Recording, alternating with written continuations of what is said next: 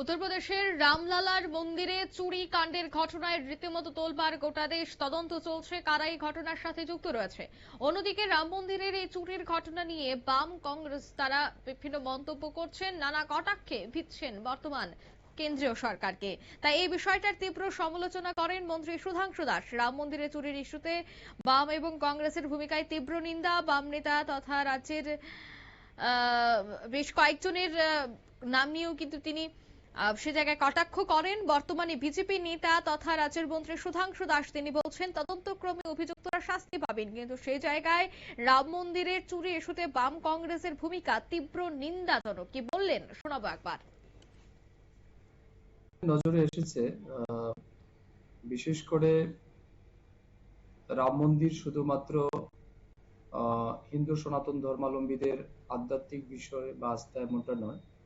এতে কোটি কোটি ভারতবাসীর বা বিশ্বের বাইরেও যারা হিন্দু সনাতন ধর্মাবলম্বী মানুষ আছে তাদের পবিত্র আস্থা।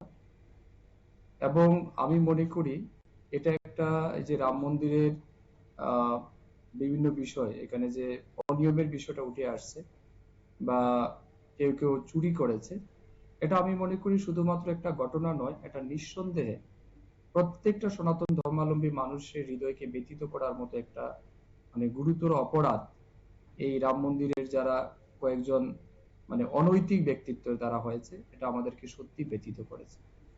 গত কিছুদিন যাবৎ সোশ্যাল মিডিয়া বা মিডিয়াতে আমরা দেখতে পাচ্ছি এই সমস্ত ঘটনা। আমি প্রথমেই তার তীব্র নিন্দা জানাই এবং আমার বিশ্বাস আমরা যারা ধর্মে বিশ্বাস করি,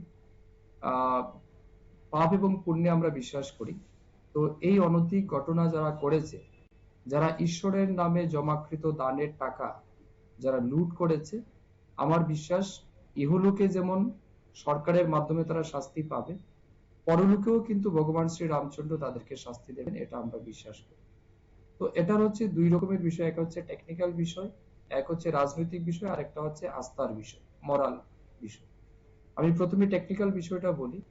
যে কোনো ঘটনা যখন ঘটে তখন প্রশাসন বা সরকার তার সত্যতা যাচাই করে, তার লিগ্যাল বিষয়গুলি দেখে তারপরেই কারোর উপর দোষী সাব্যস্ত করা হয়। তার জন্য বর্তমানে যোগী সরকারের নেতৃত্বে একটা এসআইটি গঠন করা হয়েছে এবং এসআইটিতে নির্দিষ্ট কিছু লোকের নাম শনাক্ত করা হয়েছে।